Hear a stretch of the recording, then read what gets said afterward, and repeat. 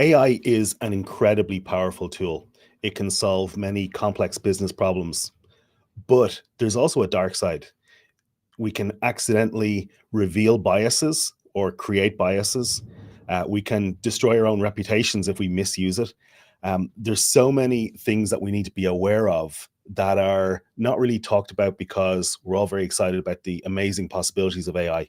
But in today's episode, I'm going to speak with an AI ethics expert, somebody I've known a very, very long time, a very smart guy. And we're going to talk about some things that you might even find mildly terrifying. So that's coming up next on the AI Powered Business Leader. Welcome to the AI Powered Business Leader.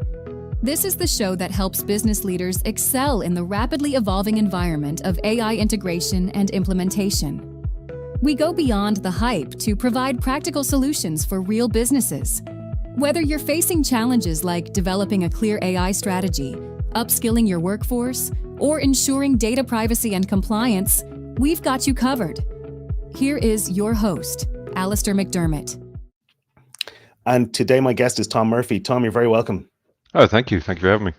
So just for context, I was trying to do the maths. I think I've known you for about 28, 29 years now, which is... It would be around that time, yeah. Which is a bit mad.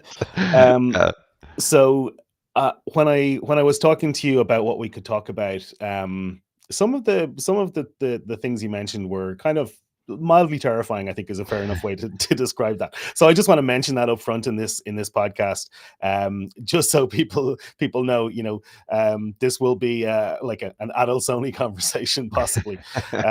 So that with that out of the way, let's just talk about AI and ethics and biases and that kind of dark side that we mentioned. Can you just give me kind of like a general introduction to that topic so people know what we're talking about? Oh, sure. I always put a content warning on all of my talks, and I say, look, because this is about bias and ethics, and we by necessity have to talk about topics that are problematic, that are difficult. And there, people want to talk about safety, AI safety, and they think it's about like Terminator style robots, but really it's more about how we can do damage to ourselves, to our society, by misusing AI in various different places, and not being aware that there are these concerns, that there are these biases that can sneak in, that can creep up on businesses particularly. And when you get into it, then it doesn't sound as scary, and then actually it gets scarier and scarier until people start saying, "Please stop, Tom."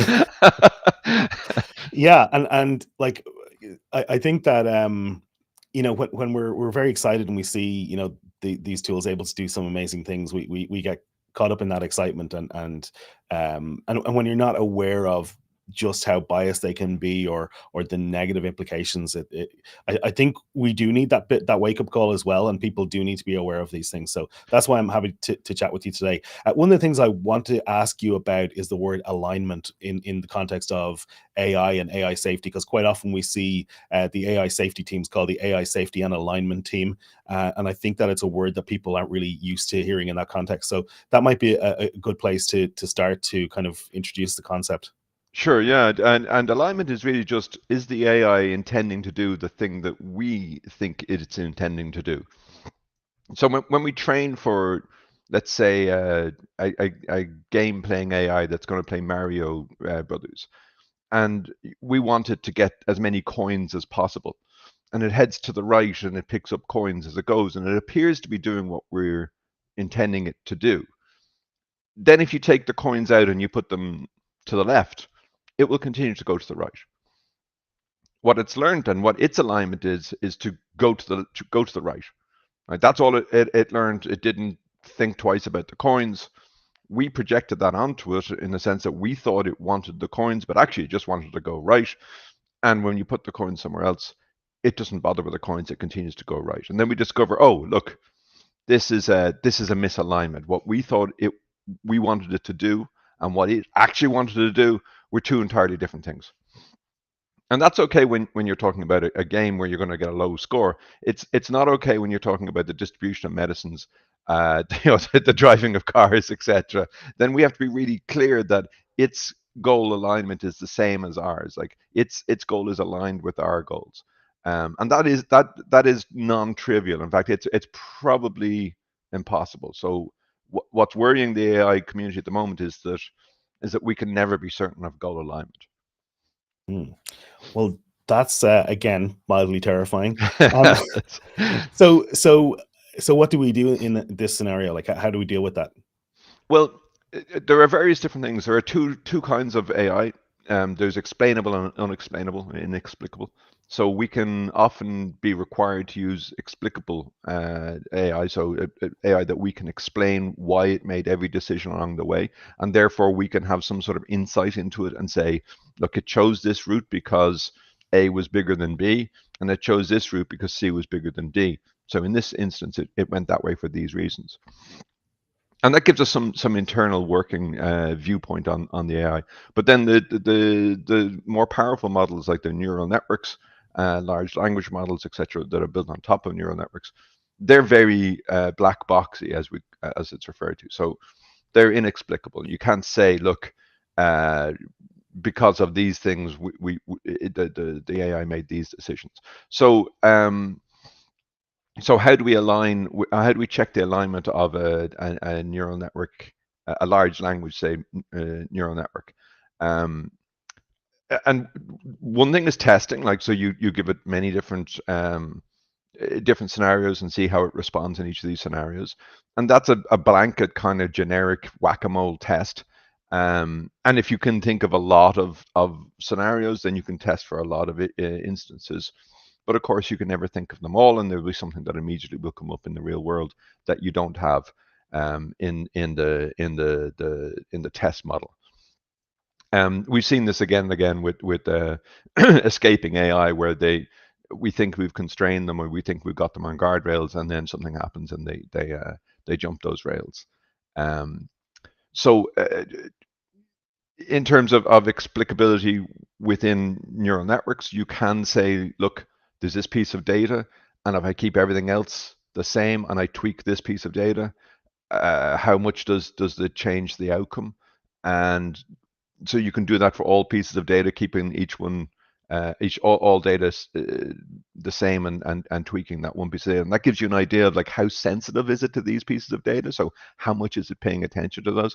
But that's quite a crude metric. So the fact of the matter is that we don't really know, and we probably won't really know. One way I often calm people's fears about that is that you also don't know what my alignment is. So when you ask me to do a job, I appear to do the job you asked me to do, but you don't know that I'm not plotting or scheming or a coup at the same time, right? So you have no more insight into my alignment than you do into an AI's alignment. The difficulty is that AI works at scale and at speed. So if I'm a bad person, you can constrain me in some way, shape, or form. If there's an AI that's a bad AI, it's going to go wrong very, very quickly, and it's less easy to control. Yeah. Okay. So that's alignment and some of the problems that go with it. What other things should we be thinking about? I'm thinking particularly from the perspective of business leadership, trying to look at AI and how they can implement it, and not wanting to wander into this quagmire, or, well, I guess we're kind of in this quagmire already. Yeah, the way to not wander into this quagmire is don't use AI, because once you engage with AI, you have to engage with safety. We have to engage with bias and ethics and balance and issues around that. Because if you don't, then you're trading irresponsibly, really, at that point. Mm-hmm. There are requirements in GDPR to be able to explain decisions that your systems are making. There are requirements to be fair, to not bias subgroups. So gender, race, age, sexual orientation, religion. All of these are protected pieces of information about you, sort of private information, and some are banned from being used in AI in general. Some industries have exceptions to that, like the insurance industry is allowed to be ageist. It's a very weird case, but they're allowed to say, no, you're too old for insurance, or you're too young and you get high expensive insurance. But depending on your industry, you're going to have to engage with this to ensure that any AI you're using is not biased, is not picked up traits from your history. Because what people fail to remember is that AI is just the crunching of all previous history you have, right? So if you feed it biased data, then guess what? The AI is going to learn biased behaviors, and it thinks that that's what you want because that's what you fed it. So it'll learn these biased behaviors and repeat them at scale and repeat them, uniformly. So if you are training an AI on your past data, for example, insurance data, which is an area I've worked in before, then you need to be sure that your past data isn't biased itself, or else you're creating a biased AI and a bigoted AI. You need to not feed it things like gender. But AI is very perceptive, and when it's training, it learns very quickly to latch onto things that are kind of like gender, but not really. So when you feed in things like a color of car, it very quickly latches onto the fact that pink cars and mauve cars, are driven by women, and it can predict based on the color of the car, the behaviors of the driver, and maybe we don't want that to be a proxy for gender. And so that's a really tricky question. Then is like, well, it turns out the AI thinks that cars which are pink will crash slightly more often, but have slightly less expensive crashes when they do, which is the behavior that we see if we analyze by male female. Very slightly more common, very slightly less expensive crashes. Is that something we wanted to pick up on? Is that biased in terms of male female and gender? Or is it okay to say, well, it's just looking at the color. We know behind the scenes the color really means gender, but nobody says that's that's wrong. So there's a real gap in the legislation for covering things like proxies. It'll also pick up on things like Mr. and Mrs. When we feed in the prenom, it picks up on that, so we have to isolate those out and not put in Mr. and Mrs. We just put in married. Married makes a difference as well. So we want to keep the married bit, but not the gender bit. We're allowed to use the married data, but not the gender data. So Right. yeah, so it's really easy for them to become quite biased over time if they're fed biased data. So if what you're feeding into it is biased data. So I'm just thinking other proxies. So postcode, for example, could be a proxy either for income or for race. All sorts of Very much so, yes. other kind of proxies that we could have in our data. Let's bring this back to again to that business perspective. So what does this mean? Why is this important, and what does this mean in terms of how we approach using these systems? So what it means is that you have to test to see that your installation of an AI is not doing anything like this. You have to be ensured that you have run at least a modicum of testing for subgroups. So you test everybody who a profile which is one gender, and then keep exactly the same, change the gender, ensure that these people are not being treated differently or significantly differently across a range of tests. So that's for you to ensure for yourselves that your AI is not doing something crazy when it gets down to specific subgroups. And that might be a combination of things. One of the examples I use is because people say to us, oh, well, why don't we just feed it an unbiased data set? Like let's just give the AI, let's train it on proper pure data. We'll data engineer a training set that's perfect, and that's fine. Okay, so we do that, and let's say it's on something like facial recognition. You've got a business that's working on AI in the home, right, or some sort of home automation. It's a big area at the moment, and you've got a business leader who wants to put AI into this and recognize people's faces, etc. A very common use case now for AI. But so you feed it a data set which is perfectly balanced in terms of diversity. So it has the right number of Caucasian, Black, Mexican, Asian men and women of varying types and body sizes, etc. You diligently manage that, and you train on that, and you tell the AI, get better at recognizing people's faces. That's your instruction for your alignment. So it does it, and it trains. But you train multiple AI because that's how you train AI. Is that you repeatedly train until it improves, and often various different kinds of AI.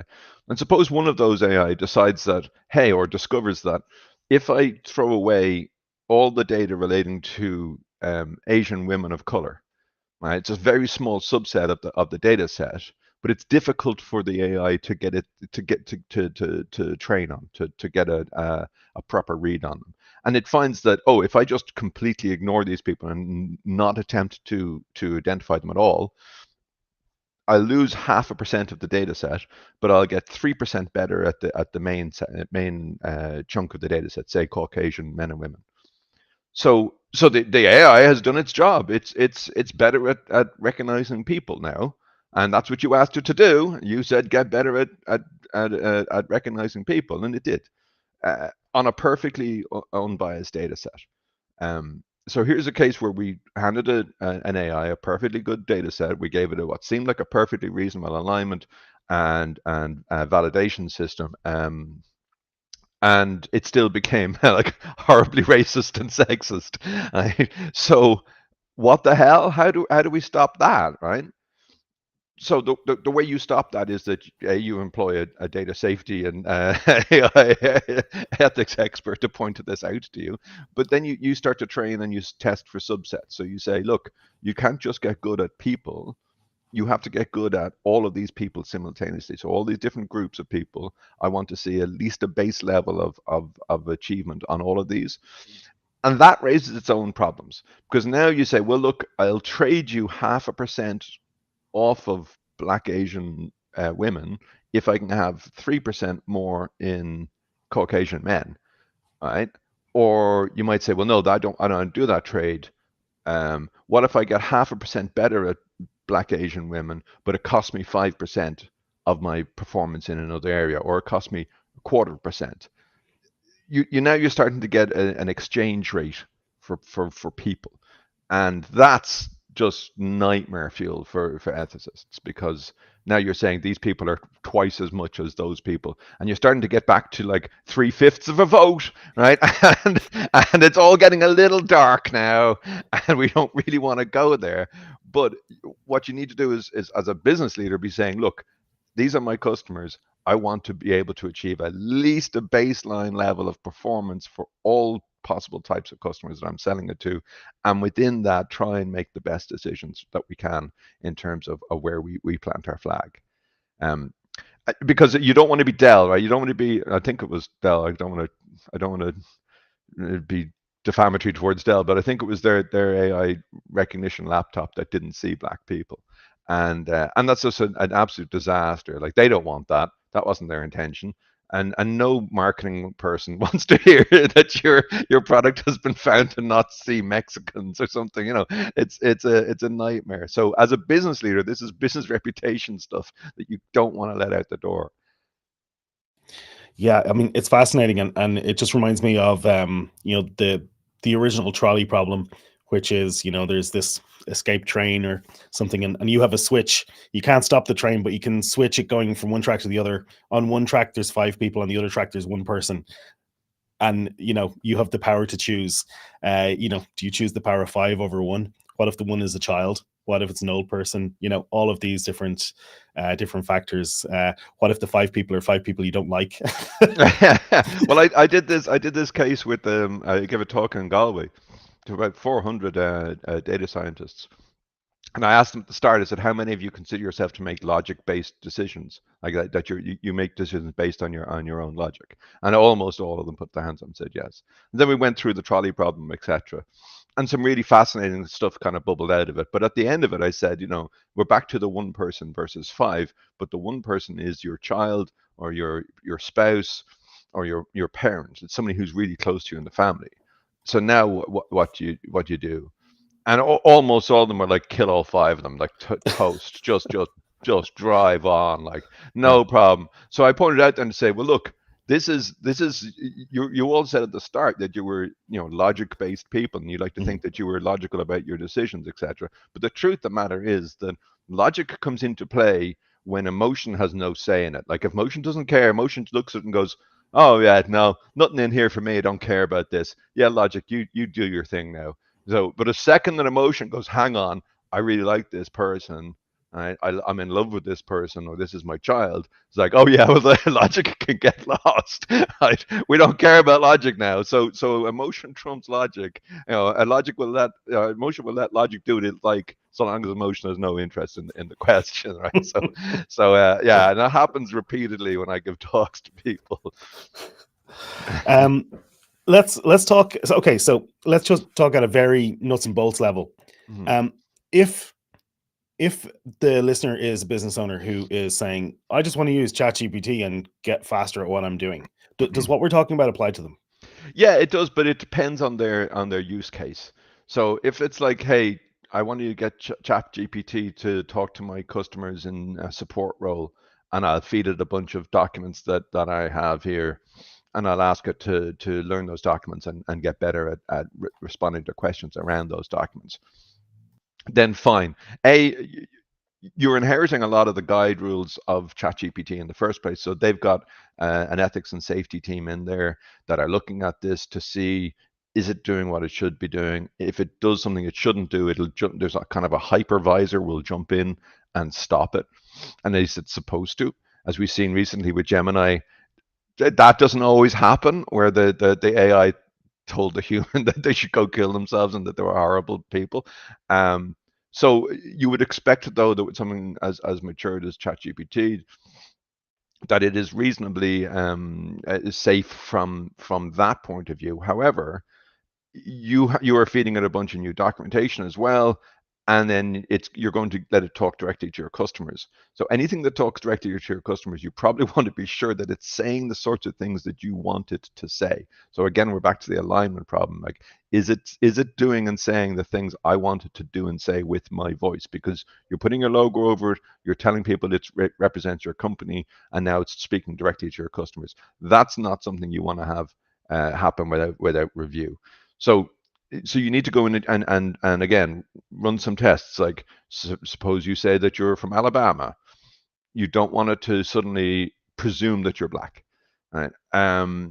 Which is a problem I've run in with Copilot and Microsoft Copilot.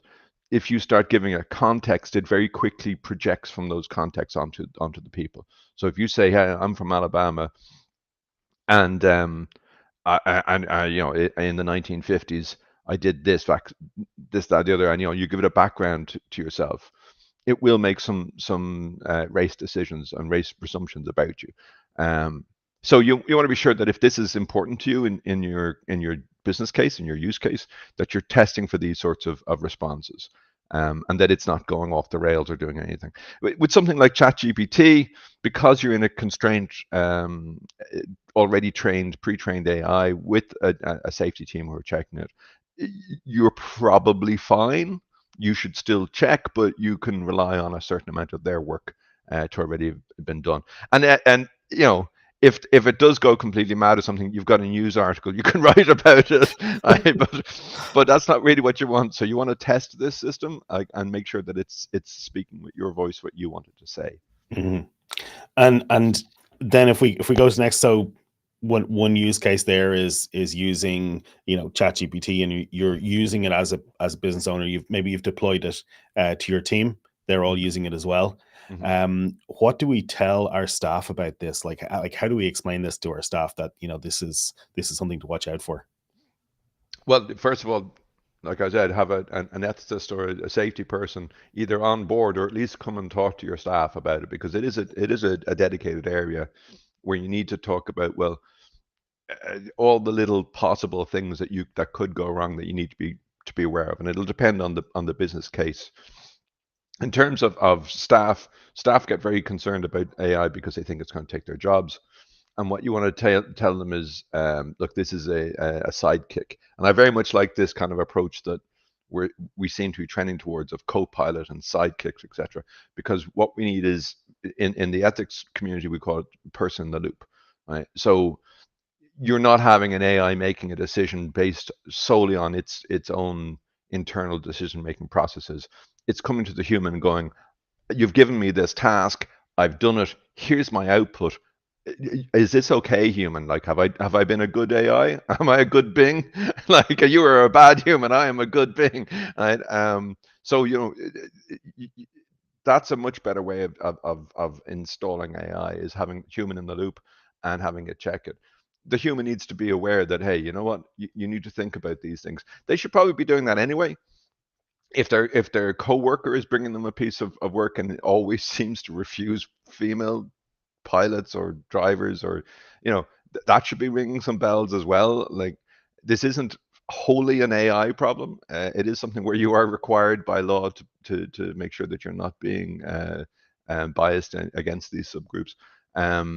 So I would love to say you should use the same practices that you use for your colleagues and your human workers that you do for your AI, but they may also be quite poor. So maybe improve your reviews of those sorts of things and apply them to AI as well. Are there any other practical steps a business leader or small business should be taking when they're looking at this? I mean, it depends. If you're building your own AI from scratch, then you're really into the deep waters, right? So my previous company, we built AI for fraud. We built it for insurance pricing, insurance decision making, whether we wanted to insure people or not, crash propensity projections, etc. So in that sense, you're working with historical data.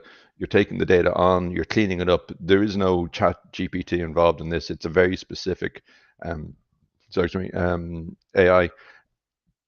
In those cases, if you're going to be a good business leader, then you really need to take this seriously and start looking at subgroup testing and bias testing and constructing tests specifically to try and find this and be able to repeat those tests time and again, because when you retrain, you need to retest. So that's kind of the hard end of the scale. Is if you're building your own, or if you intend to collect data, you need to be sure that data is not biased. If it is biased, then you need to take actions before you train with it. So when we looked at our data, it was very clear that there was some bias in there. And the insurance industry in the UK is, I would say, has a poor history from the bias side of things. So the problem being that if you take that data, train on it, scale it, you're now institutionalizing that bias and at scale. So you need to take the actions of cleaning the data, having a look at the data first, ensuring that you've got somebody who's looking at distributions that don't have weird bumps in them. So if you look at, well, at age, you should have a nice curve for age. You should have a nice curve for male and female, should match. These sorts of things you can test in the data beforehand. Then when you train your AI, then you test it for subgroup bias as well. So it is much more difficult if you're not using something off the shelf. But even if you are using something off the shelf, you have to be sure it's your responsibility to ensure that your systems are not biasing against subgroups and protected data. And just on that, so is that the major area? So the subgroups you talked about, is that the major thing we need to be concerned about, or are there other areas that we need to be concerned about? The alignment issue is always one that's like, because bias is our idea, like it's a human idea. Like, we don't like being biased against gender or race or we have protected for sexuality, for religion. We don't have a protection for eye color, right? Mm-hmm. So you can make a system that said blue people never getting insurance. I hate them for whatever reason. Right? It's kind of silly. It's equally silly to race and gender, but it's not one that we have constructed before. AI doesn't really care about any of these subgroups. Right? So it doesn't care about gender, about race. It isn't ethically programmed to care about them. So it will quite happily bias against blue-eyed people if it finds a reason in the data to do that. Right? So when we're looking at alignment, again, if it sees a correlation, right? If it sees a correlation, if it sees a pattern, it'll go, oh, I'm going to do this. Now, do we care about that? Is that something we as humans care about? Probably not. We might investigate as to why, like why is this coming up, right? And but it's not a concern to us. What would be a concern is if its alignment is off. So if what it turns out it's doing is something that we don't want it to do, or it has learned something that we don't want it to learn. A classic example of that was when the American military, they're targeting AI for tanks. They showed them tanks. These are Russian tanks. These are bad ones. These are American tanks in silhouettes. These are good ones, right? So and they had it learn these and they tested against it and it was fine. When they went into production, like when they went to actually physically testing it, it went haywire and it did not identify tanks at all. What it transpired was that they had shown them tanks that they had photographed in Texas of American tanks, which all blue sky backgrounds. And the tanks that they had pictures of from Russia were all gray skies, dark skies backgrounds. And what the AI had learned is blue sky, no shooty, gray sky shooty. So which is perfectly reasonable. It was getting them right because it was identifying something that we thought it was, but actually it wasn't. It had learned something else entirely, and our test was still showing us, oh look, it's still getting it right. It's still identifying the American tanks. And it's still identifying the Russian tanks correctly, but actually it's not. And when it got into the real world, it sure went completely haywire, and it would just shoot or not shoot at things that whether depending on the weather. So this is alignment problem. This is AI safety, and these are the sorts of things that you need to kind of think about if you're going to train your own AIs and release them into the wild. Is that the wild is called the wild for a reason. Is there anything that has really caught you by surprise? Any kind of dilemmas or every day, like every day we'd be like, what's it doing now? Stop it, turn it off. There are various different things. I mean, sometimes you would find something in the data that you just wouldn't think would be predictive, and it is. A good example of that was we found a piece of data in our data set. And because remember, you've got these huge data sets, the hundreds of columns, and you're looking to cut out the columns that you don't need because training on that many columns and that many combinations is very, very expensive. So you want to find columns that have nothing to do with insurance and just throw them away. But you need to be careful because you're biasing your data already yourself. And one of these columns was, has jewelry insured in-house? And we were like, right, that's great. We can test for that. That's bound to be useless. And when we tested for it, we actually found it was predictive of car crash. And we sat there and went, why would this be predictive of car crash? The jewelry in the safe isn't driving the car. Right? But it makes sense. People who have to declare insurance reasons their jewelry inside their house have jewelry of, I think it's north of £10,000 is the limit, or £2,000 worth of jewelry. So people who have lots of jewelry are slightly higher risk of having car crashes. People who have lots of jewelry are wealthy individuals who perhaps pay less attention to the law, or perhaps think it applies slightly less to them. Right? So they maybe run that yellow light just that little bit more often, and it's a tiny fraction, but multiply by 100 million records of data, and you get a small predictive bump. And of course, we're looking for those small predictive bumps. So we sat there and went, oh, this is just weird. When it found the Mr. and Mrs. thing, we were like, why is it listening to prenome? Like, I can understand doctor and lawyer and stuff. They would make sense, but we've got very few of those. And then, of course, it was like, oh, well, it's getting gender from Mr. and Mrs. So every day we would sit there and test for stuff and see what it's doing. Just is it going to ever train? Like, is it ever going to stop training? Is another good question. So from a safety point of view, I mean, yeah, postcode was a big problem. Like there are postcodes in the UK that it does not like and does not want. And then you have to say, well, is that because there's a lot of crime there? Is that because there's a lot of theft? Is that because it's a bad area of roads? Is that because it's learned race? issues. Is it the postcode at all, or has it just associated the postcode with people being turned down? So people were being turned down previously, and in the UK, back in the 80s and 90s, there was a horrible saying of never insure somebody whose name began and ended with a vowel, which is code for racist bigotry. So if this is built into the data, then and you learn off of this, then it isn't the postcode. It's just learned the postcode as a proxy for this sort of racism. So these are things that they're difficult questions to answer, because maybe it's a mixture of all of these things. Maybe it's racist, but maybe also this area has bad roads. Maybe it's racist, but maybe this area also has a lot of cul-de-sacs, or has a higher propensity for car theft. Like we found that cul-de-sacs and car thefts are related. Thieves don't like to steal cars where there's a lot of cul-de-sacs, because they don't know how to get out of the estate. So yeah, there's all of these sorts of issues that we would often have to look at each other and go, well, are we, there is no law here, like we're making this up as we go along. Do we feel comfortable doing this? And that was generally what we came down to, was like, are we as a company comfortable doing this? Like, if this was your mum being refused because of this, would you be okay with that? Because there isn't an ethical law to cover these sorts of situations, these sorts of proxies and all of that. So difficult. Yeah, I have a question from a listener or viewer, Jay Tarswell. Hey, Jay. So he asks, how do you work against pushback from the anti-DEI crowd? So DEI is diversity, equity, and inclusion, and DEI and bias go in AI go hand in hand. That's what he's saying. So how do you work against the pushback from that? Do you get that pushback?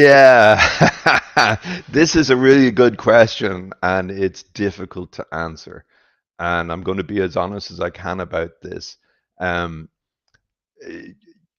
AI can be, like, people say, oh, why don't you just give it a data set without any race information in it or gender information in it? And I've explained how those can become quite racist and quite gender biased, all on their own, So, but the kind of the anti-DEI crowd are saying, oh, just all AI is blind, and we'll just train it on the data.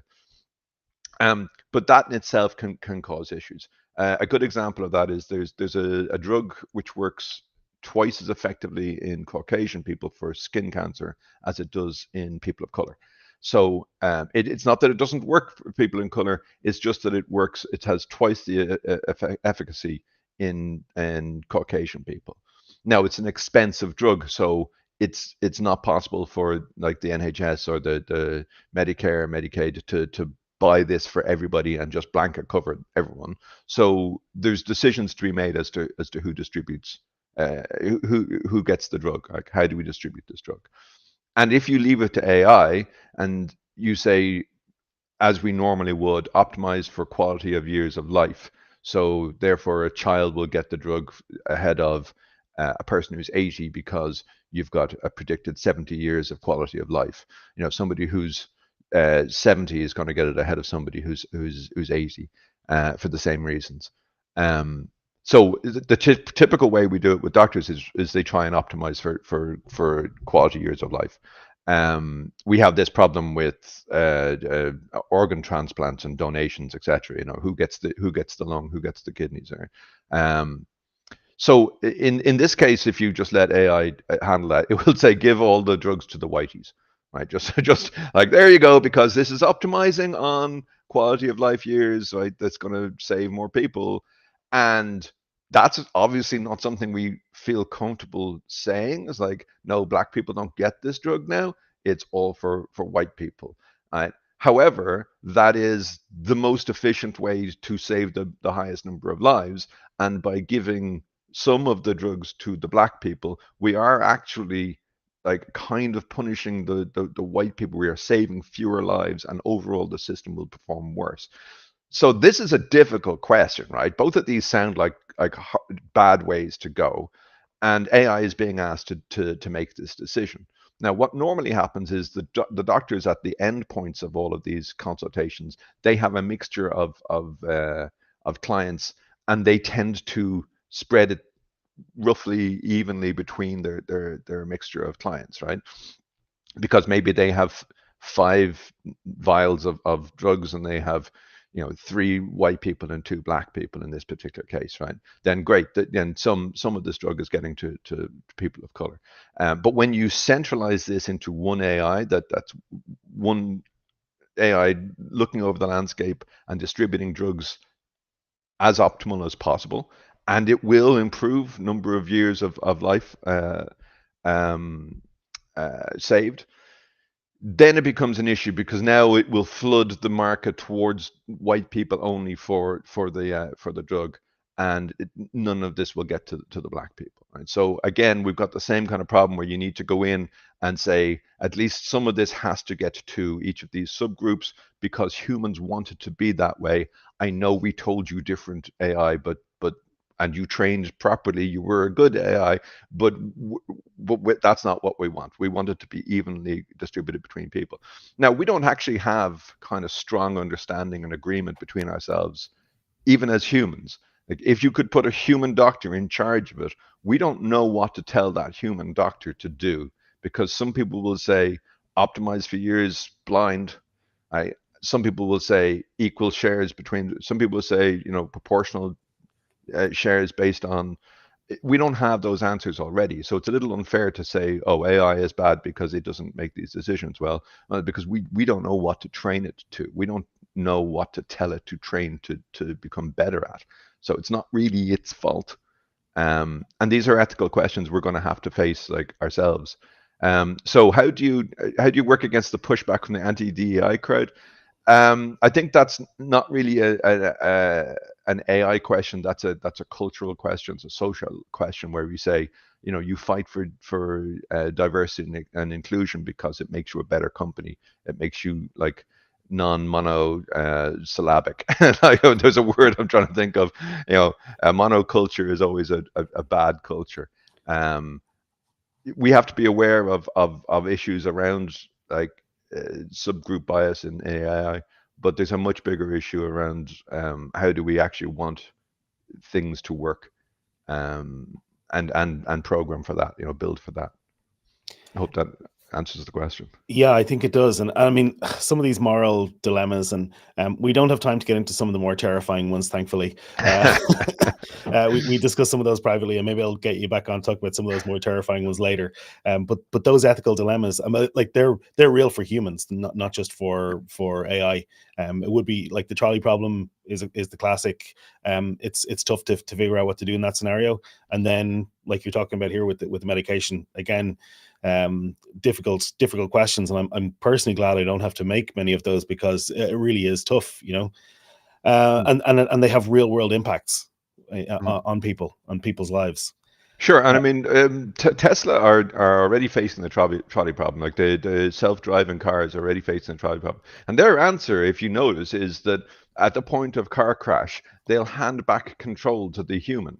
Right? So the AI won't make that decision because they don't want to program it to make that decision. So that's why they tell you to always have your hands at 10 and 2 on the steering wheel, because at any point that the AI goes, I don't know what to choose here, it's going to go, hey, human, off you go. Good luck with that. Mm-hmm. I'm outie, right? I'm gone. So they're still not solving the trolley problem. They hand back to the human because the human can be defended in court, and people can say, well, they made they drove into the one person rather than the 5 or whatever. But if they can show that there's code in there to say kill this person rather than those 3, then this person's family are going to have a court case against you. So yeah. That's an issue, and that's a live one, and they still haven't solved it. Tom, this has been fascinating. I just want to quickly mention it's kind of a sponsor. It's actually my own book. It's called An Absolute Beginner's Guide to Using AI, and you can get that online now at aipower.biz. So if you're looking for help with getting started using AI, I won't take you through some of the terrifying problems that Tom has discussed today. We'll leave that for the more advanced books. But yeah, Tom, I'm fascinated by this. It's just such a like such an interesting and complex area. Where can people find out more about you and maybe see about bringing you in to talk to them and terrify their audience? Yeah, I'm available for children's parties. Yeah, Yeah, you can find me at tommurphyai.com, or on LinkedIn. I'm sure you'll have there'll be a link. I'm going to point at various places. There'll be a link somewhere to my bio on LinkedIn, but absolutely. tommurphyai.com Yeah, is where I am. and I'd encourage you to reach out to Tom because he's a very smart guy and he knows this stuff. Tom, thank you